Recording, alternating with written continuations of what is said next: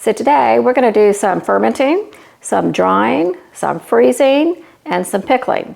So I'm excited to get all of this taken care of. I'm so excited to see the harvest finally really starting to come in. So welcome to Grow and Preserve. I'm Carter, and I'm so glad you're here today. So this is just it is a smorgasbord of things that we're going to preserve today.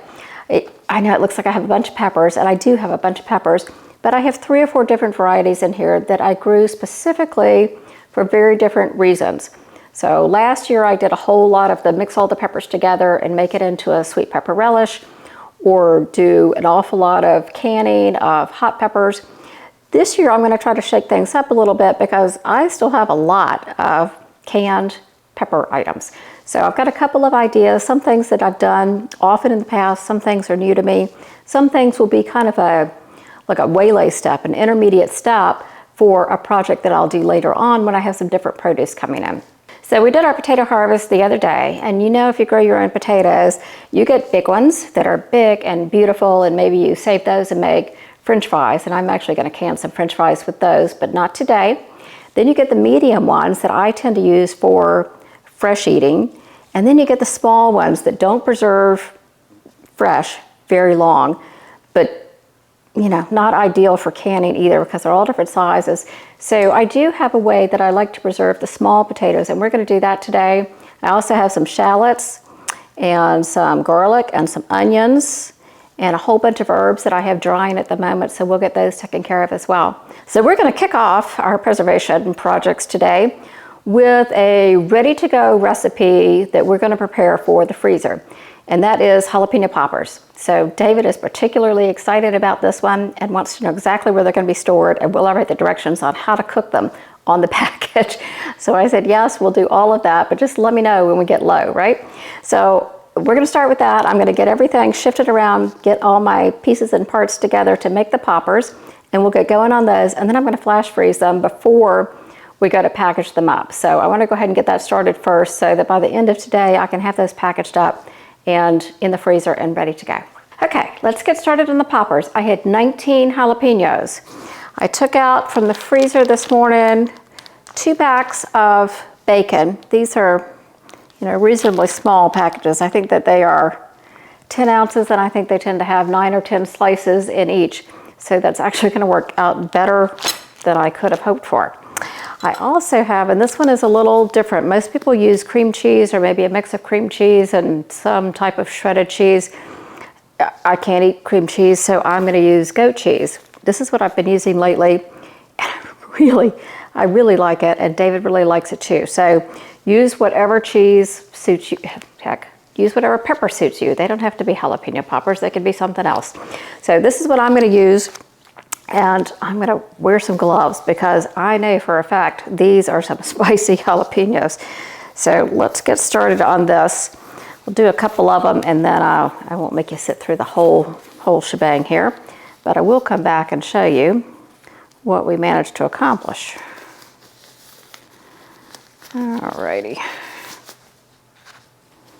I'm not terribly good about wearing gloves in the kitchen for hot things, and often I pay for that. I'm not terribly good about wearing gloves in the garden when I'm picking hot things, and often I pay for that as well. So far, this round I'm doing it right. We'll see how long that lasts. All right, so I am just going to, that's a big one. I am just going to slice down the middle, and I tend to, I have a little bad spot in this one. I'm just going to cut it out. It's not a big deal. I tend to leave little bits of the stem end on just because it gives you more to hang on to. Let's see what we have here. This one actually has I'm going to cut off that big bite there. You can use a spoon, a grapefruit spoon would be really nice to pull out the seeds and ribs. You can leave some of the seeds in. You can do whatever you want to do. I am going to take all the seeds and ribs out. And by all the seeds, if something gets left in there, that's okay too. But my intent is to remove the seeds because as much as David would like the seeds, I want to be able to eat these as well.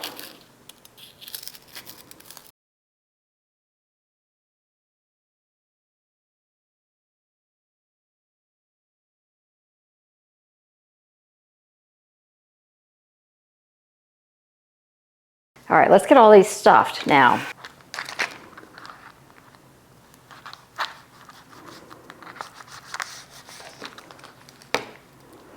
So it's important not to use thick sliced bacon for this, at least to me it is, because I like my bacon really cooked. I like crispy bacon. It doesn't get incredibly crispy before the poppers start oozing out the cheese. But if I were using thick sliced bacon, it would not be anywhere near done to my satisfaction before all the cheese had oozed out all over the place. Okay, so I have bacon ready to go. Need another cutting board, don't I? Put the bacon over here. Let's get the cheese open. Now I took the goat cheese out of the fridge early this morning so that it would have a chance to come to room temperature. So if you're going to use goat cheese, you can also whip it up or use a whipped goat cheese. You can certainly, the regular recipe calls for cream cheese. You can use that as a brick, or you can use that whipped as well. You can mix it up with some grated cheddar or Monterey Jack maybe. That would be terrific.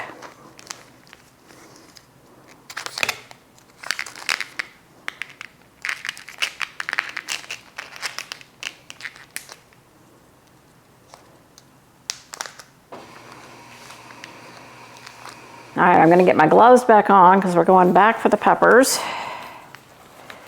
Oh, my goodness. Easier to put on when my hands were dry.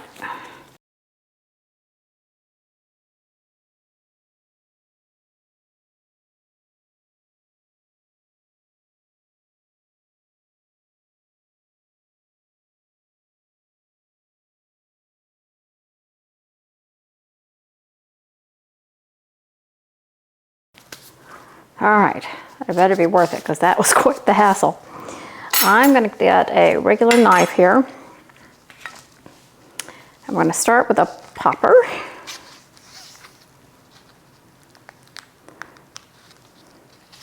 So my goat cheese right now is essentially the same texture as a softened brick of cream cheese. All right. All right, so let's get a couple of these done and then I will finish up. All right, so here's my half slice of bacon.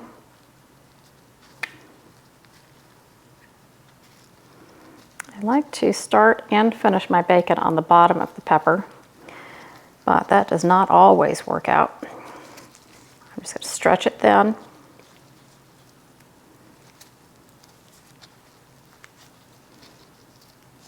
There we go. One little popper done, 37 to go. I'm going to put them separated a bit on this tray, pop this in the freezer, and let them flash freeze, at least until they are hard enough to be vacuum sealed without squishing. I do not like my peppers squished. That drives me a little crazy, so I'd rather leave them in there flash freezing a little bit longer than risk having squished, messed up, non-pretty peppers in the end. Okay. Stretch the bacon out a little bit before I start this.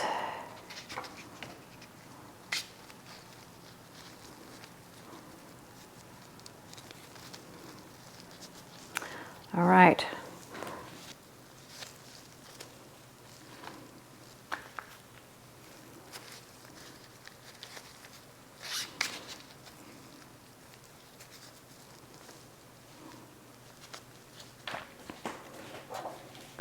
Okay, so we just did the most time-consuming preservation chore. Now we're going to do the quickest.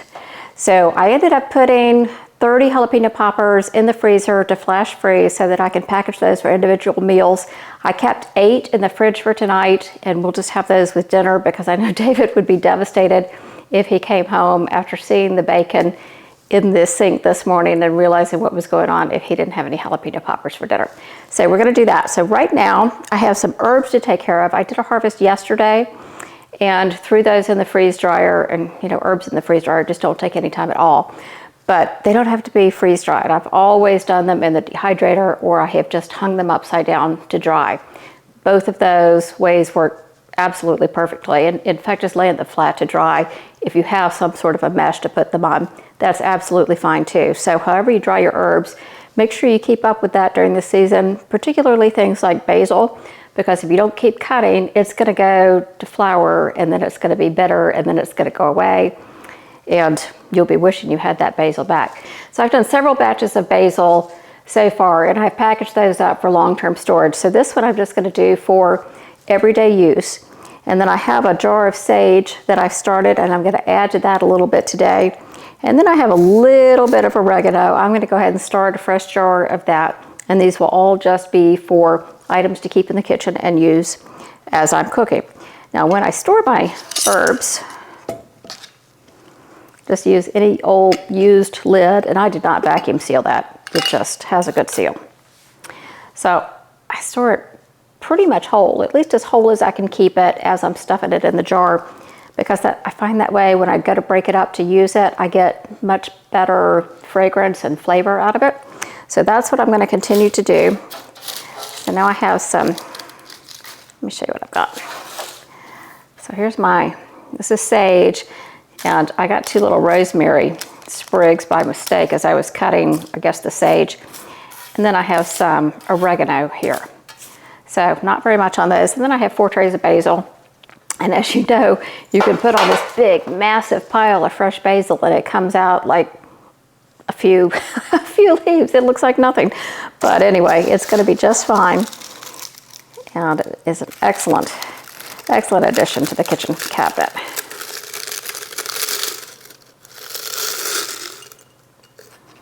Not sure I can do this without making a mess, but we'll see.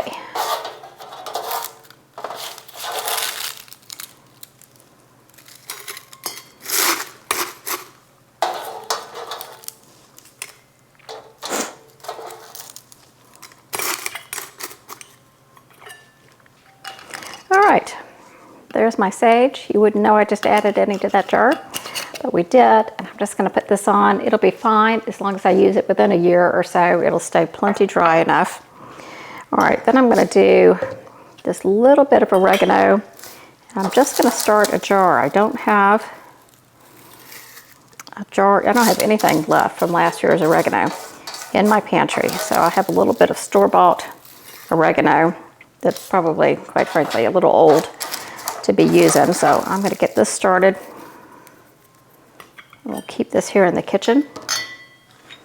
So it says zesty salsa. Clearly it's not zesty salsa, but I will go get a marker and write oregano on that one. Let's put the rosemary aside for a minute. And we'll move on to the basil.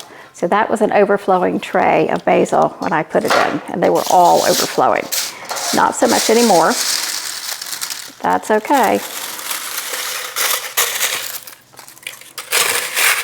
The past couple of years, I have made a ton of pesto, and I've preserved a bunch of basil in some olive oil and put it in ice cube trays, and I still have so much of that left in the freezer right now. I think that I'm going to focus on eating some of that over the summer, try to clear it out just a little bit, and then maybe my last batch of basil for the season, I'll do some pesto headed into fall. But for now, I'm going to focus on just drying it because I use it all the time. I love it in my salad dressings.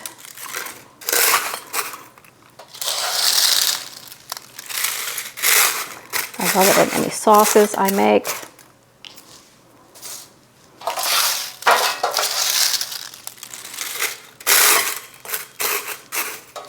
I may have more than a fit in this jar.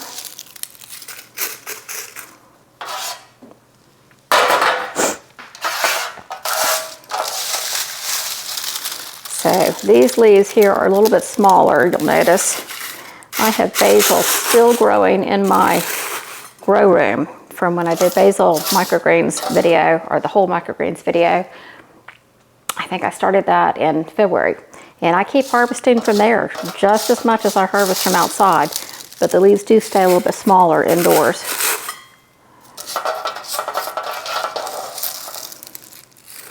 haven't seen that microgreens video, go take a look at it. It's pretty thorough and follows them all the way through. I think I went through almost 2 months, maybe a month and a half.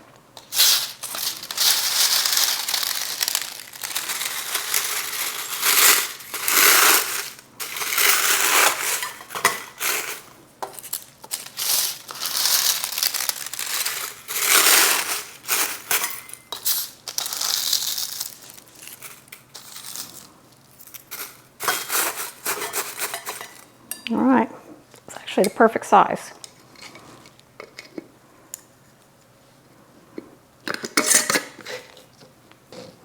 All right, so I'm just going to write right over this. Basil, 2024. And then this one is oregano.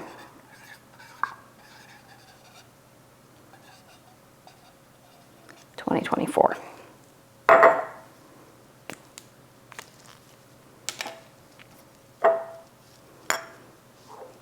All right, so my summer spice cabinet is filling up again. Project number 2 is done for the day. All right, I'm going to get cleaned up, and then we're going to start on the 3rd project of today, which I think is going to be those tiny potatoes. Let's do those next. All right, this next one is really, really simple. I first did a version of this, I think it was 2 years ago during the Every Bit Counts challenge, because Rachel from that 1870s homestead said she loved it. And hers was potatoes O'Brien. So I did mine with potatoes, onions, green bell peppers, and red bell peppers. And put it in the freezer. And honestly, we didn't like it. The first time I made it, we just didn't like it at all. So they sat there for quite some time until I've been actively working on getting stuff out of my freezer that needs to age out of there. So I made it one night, maybe 2 months ago, and I really crisped it up. and I threw in some hot peppers, and we loved it. So I don't know, I don't think I got it crispy enough the first time. I didn't have anything but the bell peppers in there the first time, so there was really no zip to it. But anyway, we have been loving it, and I have finished every package of that maybe a couple of weeks ago. So we finished the last one. So I'm going to make some more out of the tiny little potatoes that you get with every harvest. Some of them have been injured, and we'll have to cut some bits and pieces off. There's a little bit of greening on a couple of those. Again, I'm not worried, I just cut it off. So this time I'm going to skip the bell peppers because I'm not even close to having any in the garden, but it's really the hot peppers I like in this anyway. So these are garden salsa. They are basically a slightly milder, much longer jalapeno. So I'm going to use these. I do have a couple Santa Fe Grand that are red that I may add for some color. And I have a bunch of shallots that are fresh out of the garden. And I have a couple different varieties of potatoes. This is you can see it's fresh. When I was washing it, part of the skin came off. This is a purple Viking potato. These were really tasty. It's the first time I've ever grown those. I have some, I think these are Elba. I have some Kennebec in here. And I think there's one other variety, but I don't remember what it is. So we're going to do that today and just bake up as many packages as I happen to get. So I will mix all of this in a bowl here so I can use some avocado oil. You can use avocado oil, olive oil, whatever it is that you use. But because I'm going to cook mine on high heat and get them crispy, I'm going to go with a high heat oil. So I'm going to use avocado oil today. I'm also going to add a little bit of salt. I'm not going to add garlic powder or anything like that that could burn when I go to cook them up. So this is super easy. It should go super fast. I hope it's going to be fun. I'm going to go ahead and put a drizzle of avocado oil in the bowl so that I can toss these potatoes around in it as I get them done so that they don't brown. All right, put this off to the side. Let me get myself I'm going to get myself a spoon so I can keep stirring that up.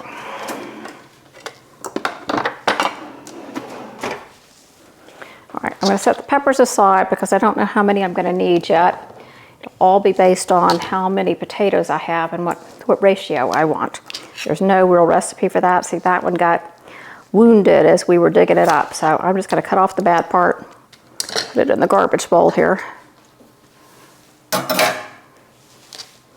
And I like to do these kind of in like a country hash brown size. I don't want them teeny tiny, but I also don't want them so big that as I'm cooking them on high heat, they're not going to cook all the way through.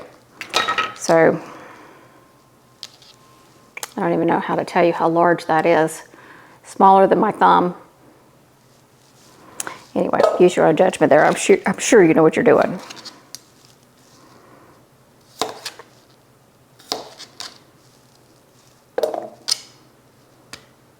So I have a bunch of large potatoes.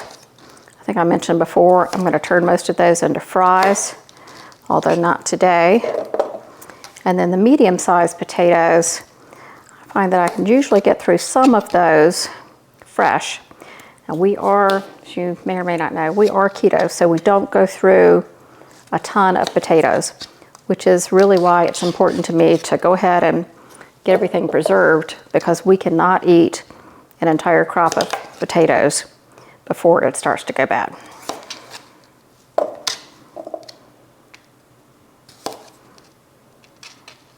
Little green spot here, I'm going to cut that out.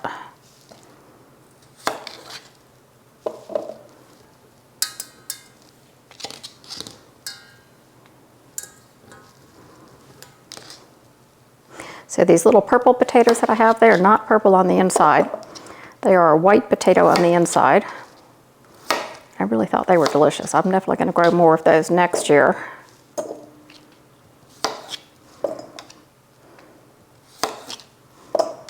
Kennebec, you all probably know.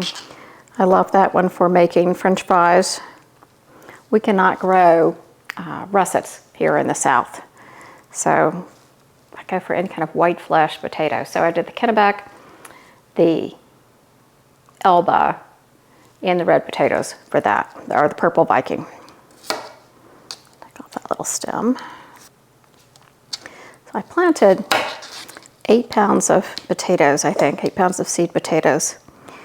I ended up with, oh here, that's the inside of a purple one. Nice and white, beautiful, crisp up really well, nice firm potato. I think it'll be great, the bigger ones for making French fries. Kind of a fun purple fry.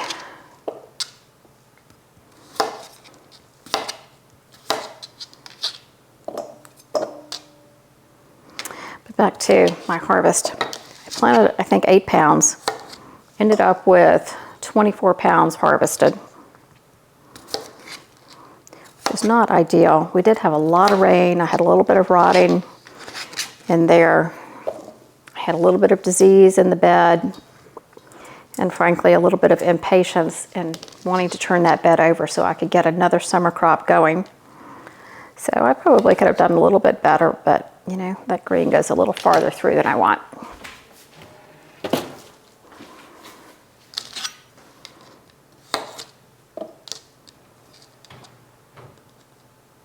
So the shallots I have were very prolific this year. They're just not very big, but a lot of them. These are the, I think they're called Louisiana evergreen shallots maybe. I bought them from Travis at Lazy Dog Farm, and I really enjoy those. So some of those that I have drying right now will be next year's crop, and I will replant those after the heat of the summer, and they will just multiply all winter long. There's a green piece in there. I'm going to get rid of that. Make sure I don't have another one. Oh, there's its twin.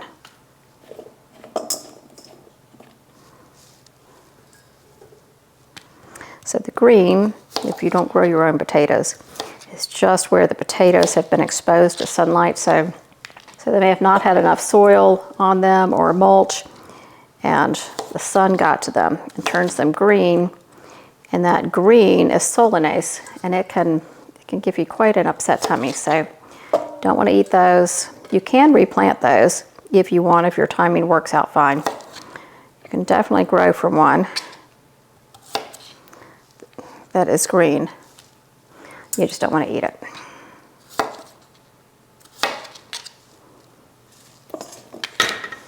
Give these a mix, make sure they're coated with some oil.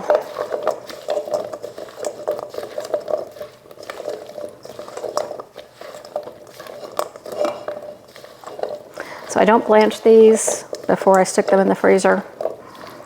That would probably make this more trouble than I would want to go to. So I just don't do it. Rachel didn't do it either. So I don't see any reason. And as I said, once I figured out how I liked them cooked, they cooked up just fine. Some of these are so tiny. I would leave them whole, except that I'd like to get the crispness. So I like a little bit of flesh to crisp up. These are like the size of marbles here. So if I didn't have to cut them, I wouldn't. I'm just going to cut off a little bit because I do like to have some flesh that I can brown up.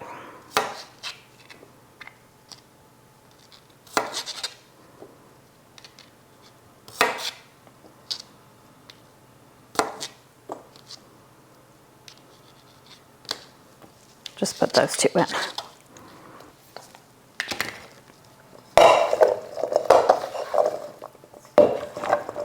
Okay, so I don't really have a measured recipe to give you because I really am just using what I happen to have on hand. So do it to your taste. So we're freezing it. This is not a recipe, a canning recipe where you could run into any kind of issues. Just do what looks right to you.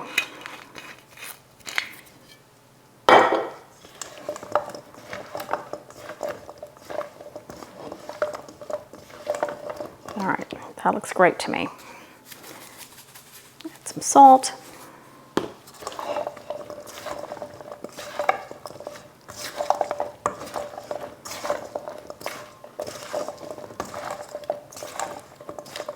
So I'm going to flash freeze these as well before I seal them in their bags.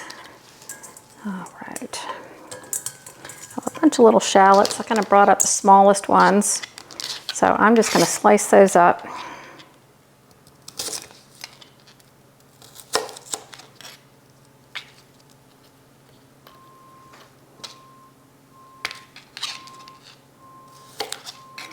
These are some strong shallots, I'll tell you that. Getting to me just like the onions would.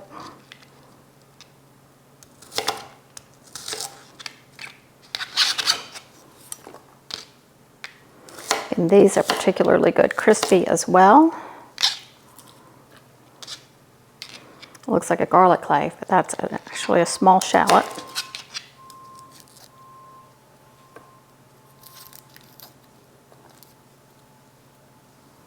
Ooh.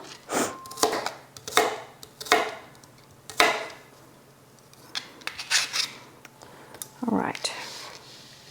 I'm gonna go get the tears out of my eyes, and then we'll get all this mixed up and add those peppers. All right, so here are the Santa Fe ground peppers. If I want to use them, they'll be beautiful in it. They might be too hot for me though. We'll see. Let's work on the peppers. These are the garden salsa peppers again. Everything has been washed up, so I don't know if I told you that or not.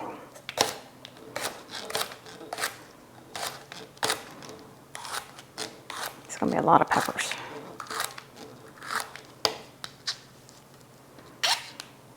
Oof. Should put those gloves back on, I think.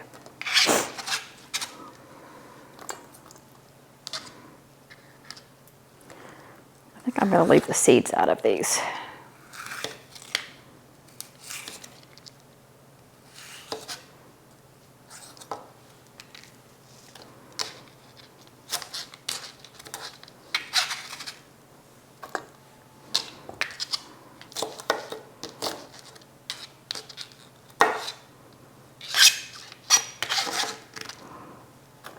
All right, I'm not going to use these because I think that is plenty of heat in my potatoes. So I'm going to get my hands washed up. So that's where we are. Everything is coated in some avocado oil. I'm going to get a big sheet pan, put some parchment paper on it, and lay all these out so really they're not touching as much as possible. and then get them in the freezer to flash freeze.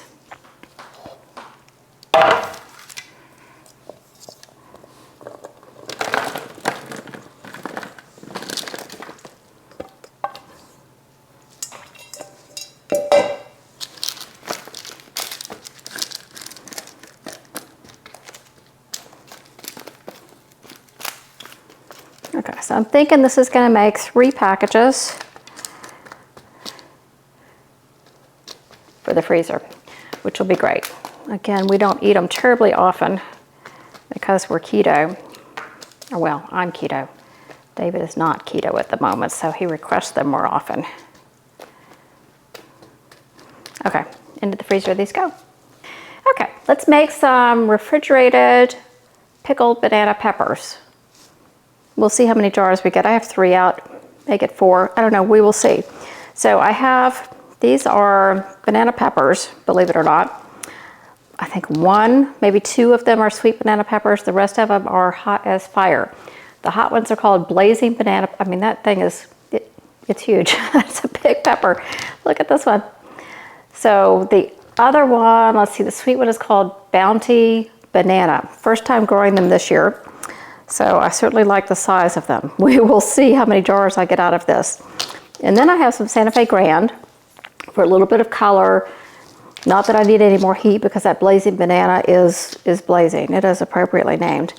And then I had 2 little jalapenos left from the poppers. This one I felt was really too thin to wrap a bunch of bacon around. And then this one was just an odd shape. So I will go ahead and use those as well.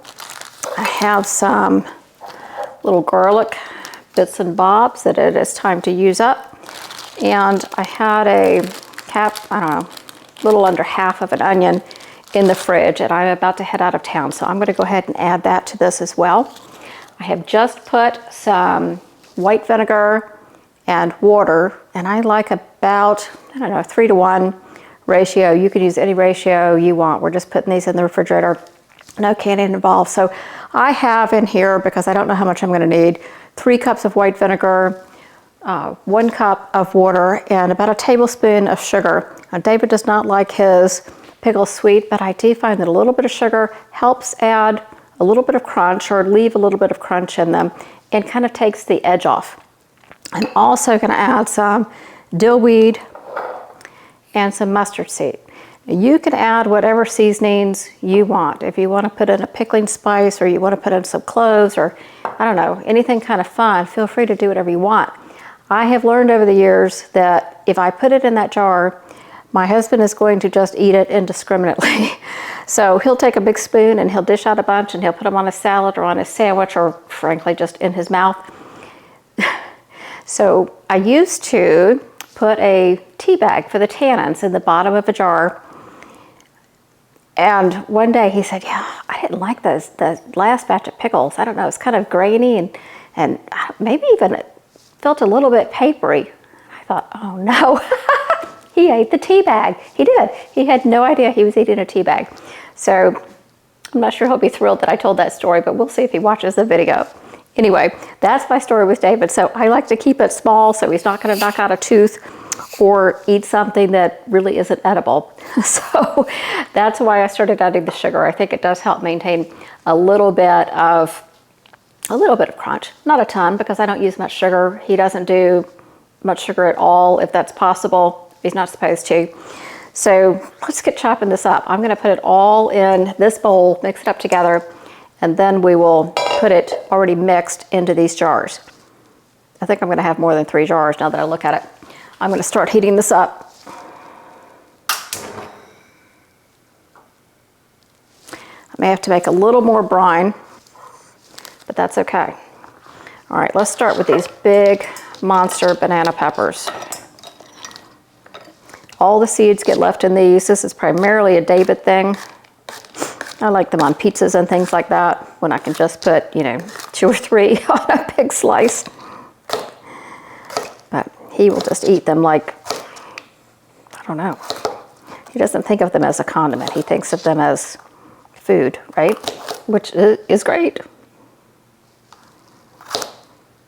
So it's starting to turn. You can tell like with tomatoes, how they start to ripen from the inside. So this one, the ribbing is already turning red on this one. And the little ends down here, I don't know if you can see that in the camera, but already starting to turn red, which is kind of fun.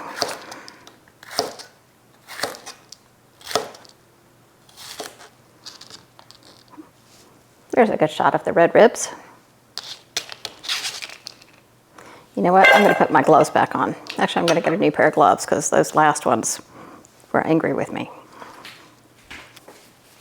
All right, so far I've done okay in not getting hot stuff on my fingers. But I know if I don't put these on now, this is going to get to me because these are some really hot peppers. At least really hot for me. I have a lot more than 3 jars, I think.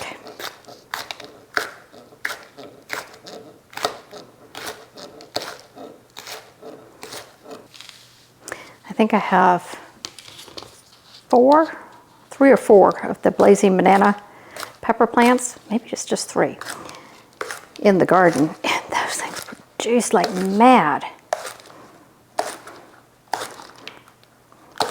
Even after harvesting, I have another probably 15, 18 that are not quite ready for harvesting yet. And there will be plenty more after that, I assume.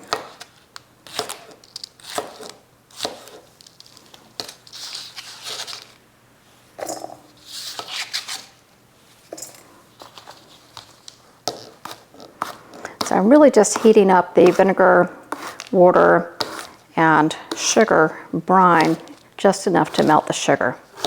I don't really want to pour screaming hot brine over these because one of the things I like best about refrigerator pickles is that they do maintain some crunch because they are not heated up in the canner. I should have gotten my cutting board stabilizer and put it underneath here. It's really moving with these big peppers, but that's okay.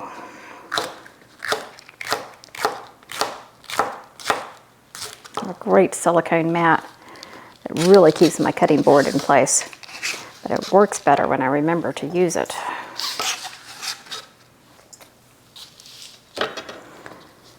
Okay, these are Santa Fe Grand, they're orange. So Santa Fe Grand, if you don't know those, they're pretty spicy. They're generally about the size and shape of a jalapeno, although not quite as rounded along the body, and they have better shoulders. But they go from a very pale yellow when they are not ripe to kind of a yellowy orange, and then more of an orange, and then they go all the way to red. So I like them. They're hot at all stages as far as I'm concerned, but I like to get them in several different stages because I like the different colors in my jar.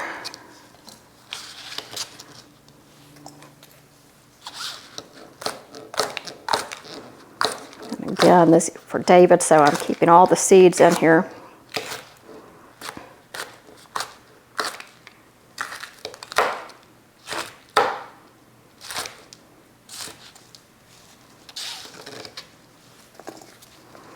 All right, under the jalapenos.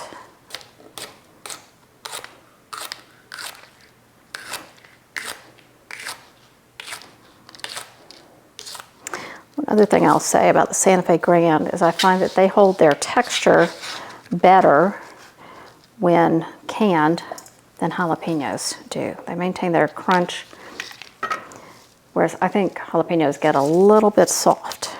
Okay, let's do the onion next. I'm just going to slice this super thin. This is really more part of the flavoring than part of what David is looking for.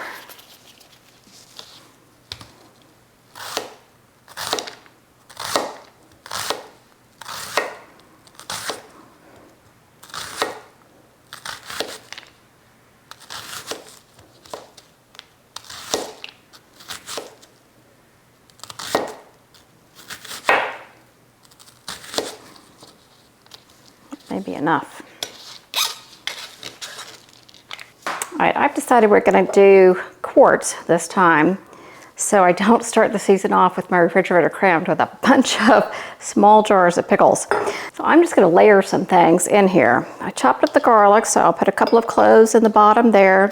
I'm going to go ahead and put a little bit of seasonings down in the bottom. So this is a little dill. I don't necessarily want a dill flavor to these, but I think it's really pretty, the little bits of dill floating around the jar. And a little bit of mustard seed.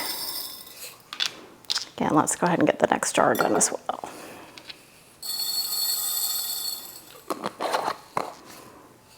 All right. Okay, let's get a batch in here. Certainly use a spoon. I'm just going to use my hand on this because I find it easier to control. I'll make sure I get some colors in there.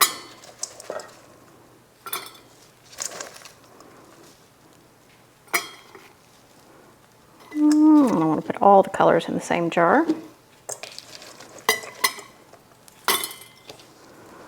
I'm going to put another couple of cloves of garlic in there. Maybe 3. These are kind of tiny.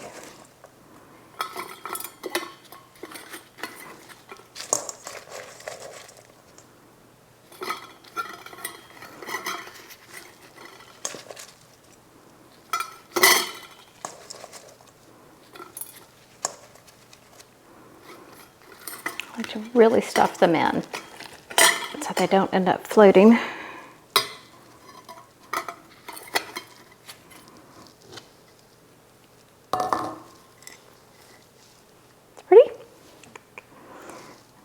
Start on this jar. Maybe perfect at 2 quarts. Whoops.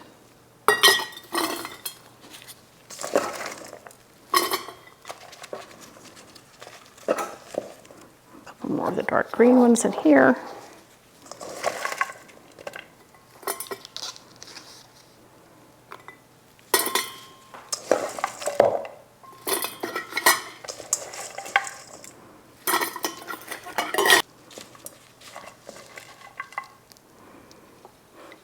To tell you, my husband was likely to eat whatever was in the jar, just indiscriminately, so I do have these garlic cloves in there.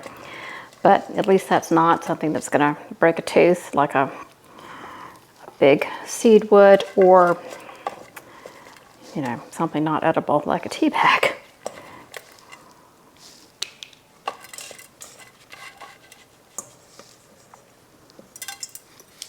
All right, perfect, 2 quarts. Still going to need a little bit of brine, but I may just top it off with some white vinegar.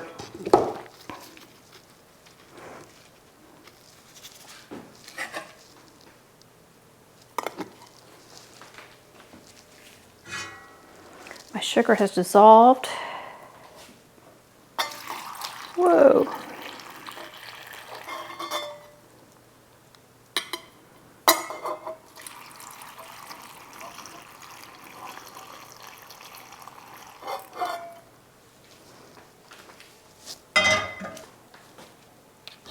You should use a wooden or plastic utensil if you have it. I do not have it. I want to make sure that I get the vinegar brine in all the little nooks and crannies there, because I want everything to pickle and not just get old.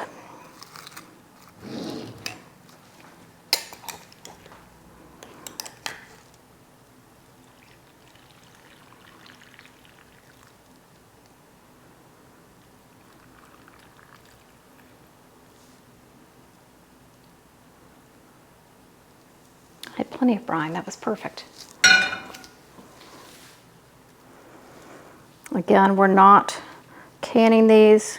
You can go all the way to the top if you want, or you can, leave it down to here if you want. Not too many rules when you're doing a refrigerator pickle. You just want it to taste good, and I like it to look pretty. Okay, let me grab some lids. All right, a couple more used lids. It's really full, isn't it?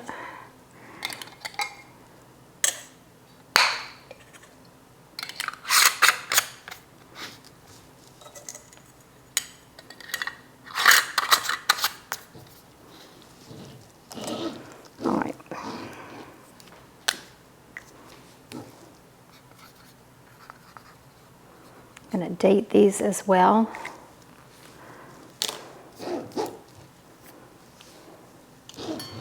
All right, there we go. Another project done.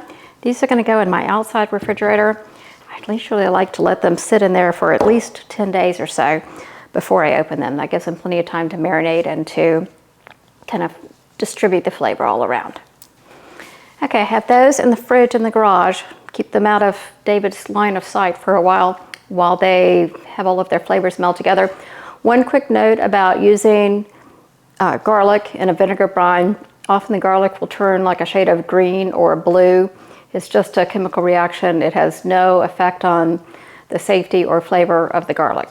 So don't worry about that if you pull out a blue clove and think, oh my word, what is it? It's just a chemical reaction and it's absolutely fine. All right, the gloves go back on. I'm going to ferment these Sugar Rush Peach peppers so that I can turn them into a hot sauce and add to what I'm hoping to make later this year would be a peach barbecue sauce. I think these would be fantastic with it. And who knows what else I may add to it. So we're going to start the fermentation process. I'm just going to do a straight, basic, wet brine on these. So I'm going to cut off the top here, slice these in half. I don't know exactly how many jars I'm going to fill, so I'm going to start in this bowl. So I'm going to get these, I'm going to get the top cut off. Any little bad spots, any little bug spots, whatever it may be. And then I'm going to cut them half lengthwise so that all of that is exposed to the brine and gets fermented thoroughly. All right, those are going in here. We'll see how many I have, and then I'll make my brine. I don't want to make too much or too little. So, as I said, I'm just going to use a basic white brine, which is, depends how you want your final product to be. The more salt you add, the slower the ferment's going to be, but it may be inedible toward the end. So the less salt you use, the faster the fermentation will go, but it may spoil. So I typically find 2.5 to 3 tablespoons of a non-iodized salt in a quart of water is the ratio that seems to work best for me. So that's what I'll do. I just don't know exactly how much total quantity I'm going to need until I get these in some jars. A lot of hot sauce fermentation recipes call for you to mash up the peppers. They use like a dry brine. So they mash up the peppers, let the natural juices come out, and then let that ferment. I'm sure it's absolutely wonderful that way. However, I find this to be so much more user-friendly, particularly as you monitor the ferment, because this is going to ferment for maybe a couple of weeks. And if you have the mash going on, little bits sneak over and you're constantly managing that. That is not a Sugar Rush Peach pepper. That is a Santa Fe Grand, so we won't put that one in here.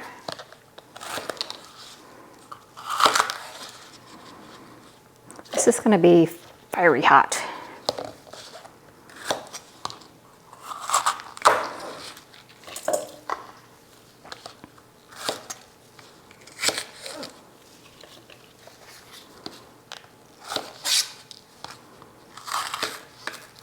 So I have these little pickle pipes that I use because it's far less daily management. Because it'll basically burps itself. It just has a tiny little pinpoint hole in it where nothing can get in, but the gases can escape as it ferments. That is much easier than the daily burping. You still may have to burp it on occasion, but not quite as much maintenance.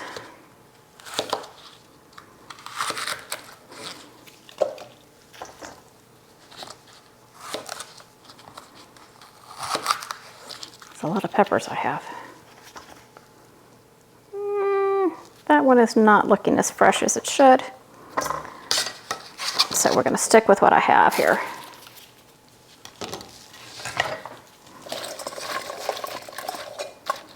All right, I may end up with 2 jars. or a jar and a half, a quart and a half, we shall see.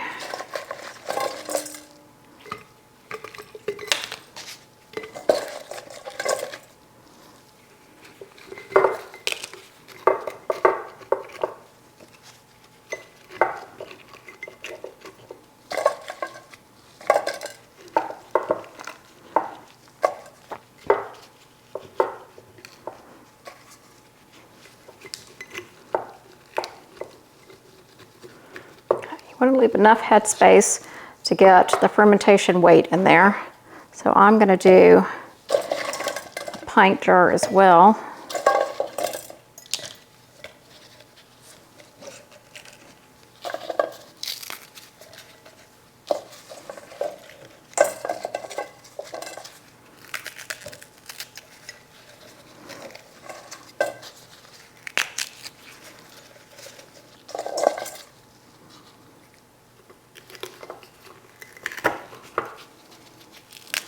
You can definitely wedge it in there. That'll help keep it below the weight. Anything below the weight is going to be fine. If something comes to the top over the weight and sits there for a couple of days, you're going to need to scoop that out. Okay, so there we go.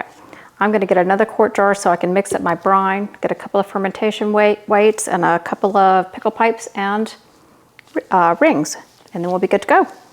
I can take these off now. Okay, let's get our brine made. So I have about 3.5 cups of water in my 1 quart jar. That way I have a little bit of room to shake it up and get the salt dissolved.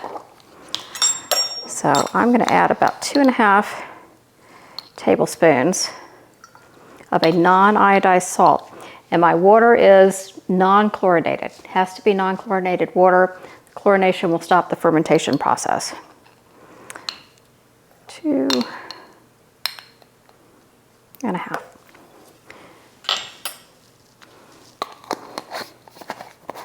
All right, I'm going to put a lid on this and we're going to shake it. Get that salt dissolved as best we can. Okay.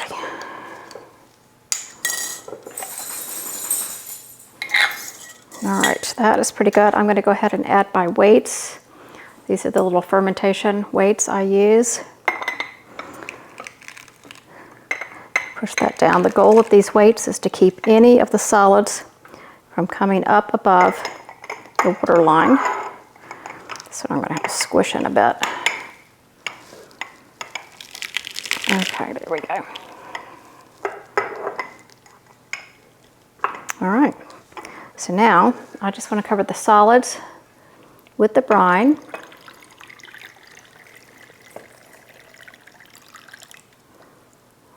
I have to make a little more brine.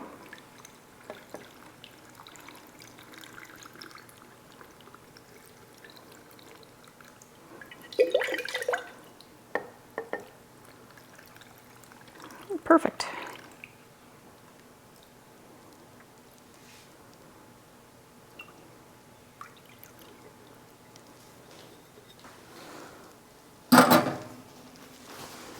Okay. This is going to be so yummy. So when I go to turn this into hot sauce after it is fully fermented, I will add vinegar. I use a little bit of the brine. I put it all in a blender.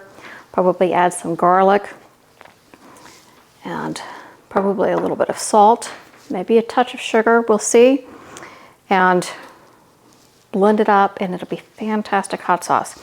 It will probably at that point have a pH level that you could leave it in your pantry just fine. I usually stick mine in the hot sauce, I usually stick mine in the fridge because that's where David goes looking for it, and I don't really have to keep track of how long it has been prepared. So that's what I'm going to do. But if you have pH strips and you're comfortable with that, it should be just fine in the pantry for quite some time.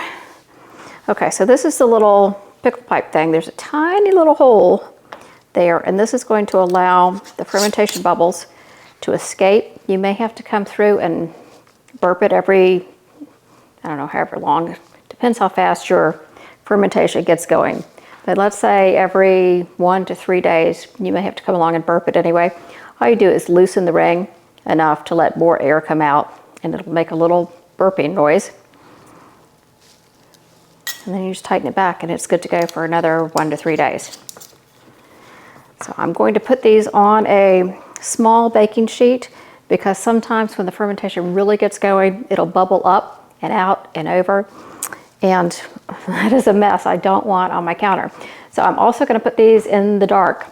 I'm not going to put a towel on them or anything, because I don't want to mess with the pickle pipe, you know, letting the gases come out. But I am going to keep them in a place that usually does not have the lights on. And we'll just keep checking it every, I don't know, I'll probably wait at least 7 to 10 days to see if the ferment is to my liking, but I'm thinking it's going to take 14, 15 days to get it where I want it to be. And so when I get this fermentation where I want it, we'll come back together and we'll turn it into a hot sauce from there, and you can see that process. So let me get these set to go.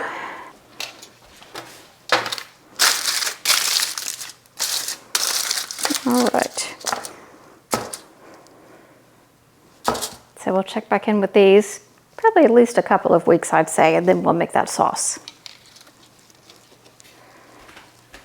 All right, I have our spicy potatoes, peppers, and shallots out of the freezer. What I really wanted to do was freeze those peppers enough to not get totally squished when I use the vacuum sealer.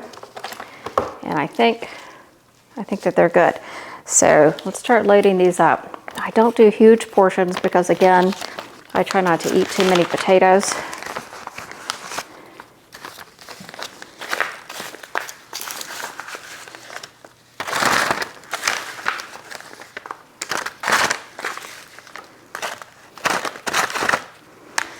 I like to put about enough in here that this will stay flat. I can flatten it out and then vacuum seal it.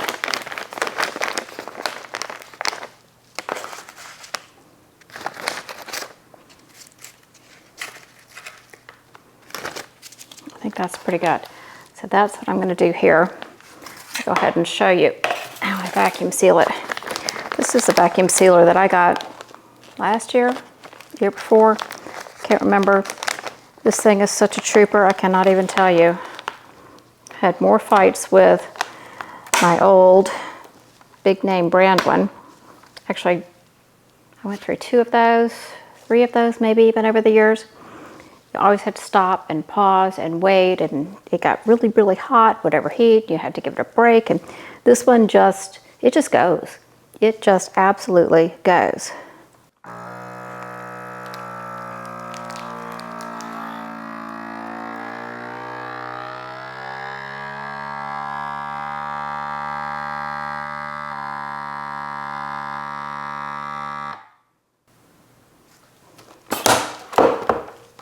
So I cannot pronounce the name of this one, but I'll put a link to it down below if you want to take a look. It wasn't nearly as expensive as those big name brand ones. And these are pint-sized bags, and I love them. Again, you don't have to have the name brand bags, but there we go. So that is enough of a little side dish for us for dinner. If I happen to have squash or zucchini or green beans or whatever else is coming in from the garden, I can throw that in there as well. Absolutely love it. I could also put, just a red bell pepper in there, or a yellow bell pepper, or whatever, give a little bit of color, add some more veggies. All right, so I'm gonna finish getting these ready to go, and then we'll get those poppers in and get those ready to go.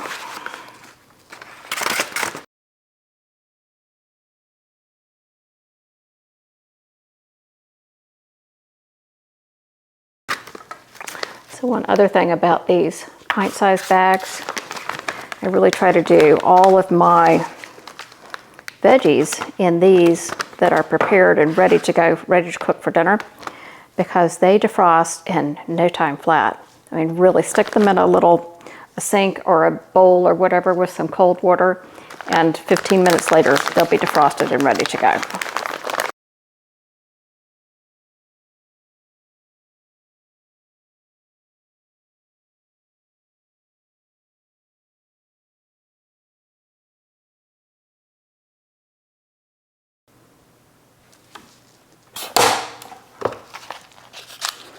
All right, perfect.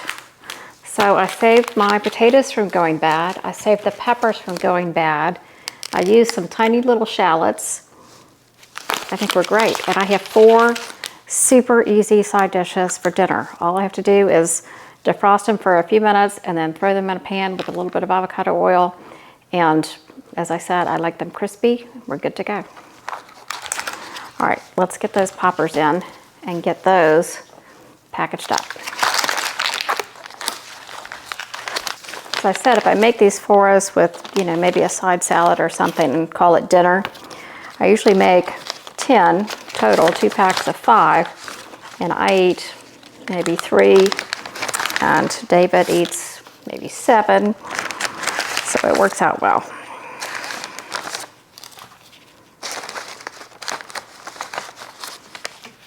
There's also, if he wants a snack for a game or whatever, packaging them in a package of 5 kind of keeps the sanity, right?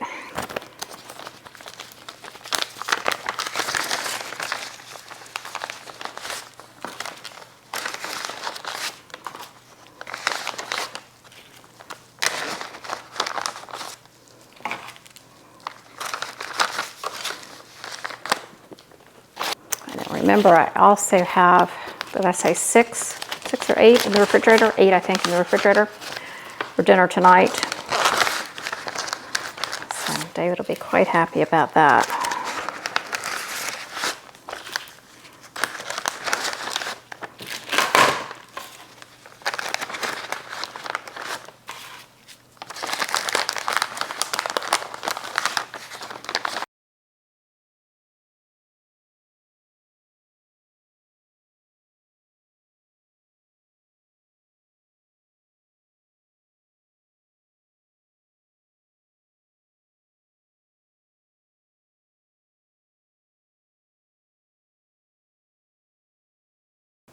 All right, we got it all done. I am so excited to have all this ready to go. So we did 4 bags of the potatoes with spicy peppers and shallots. That's a perfect side dish for us. This is enough for a dinner side dish for the 2 of us. You can add in additional vegetables, whether it's green beans or red bell peppers or squash or zucchini or whatever. Put a salad on the side and a little hamburger patty or whatever it is with your dinner. It is so easy and perfect, ready to go. Then we got 6 packages of David's favorite jalapeno poppers. So he's going to be so excited to have those here. And I also have 8 in the refrigerator waiting for me to cook for tonight's dinner. We have a good start on some fermented hot sauce. These are sugarish peach peppers. Cannot wait to turn those into a hot sauce. I am starting my jar of fresh from the garden, dried oregano. We filled a jar, finished one off today, of garden sage. And we filled an entire jar of basil, fresh from the garden and dried. We also did 2 quarts of refrigerator pickles. These are hot banana peppers. They have a little bit of onion in them and a little bit of garlic. And David is going to be so happy. So that's it for today. I can't believe we got everything done. It took me, with filming, maybe 3.5 hours. You would have blown through this in no time. So don't ever hesitate to do little small batches as they come in. Not everything is a big canning project, much as I sometimes wish it were. It is not, and sometimes it's just better to get all this done. So I'm thrilled. I thank you so much for being here. I hope that you will get some small things preserved in ways that you can use them so easily. These little freezer packs, man, game changer. I mean, really, that's the way I meal prep, basically. I put everything in these little freezer bags, and I am ready to go. Defrosting is quick and easy, and it's done. So thank you so much for being here. I hope you are having wonderful harvests all around, and I will see you next week. Bye-bye.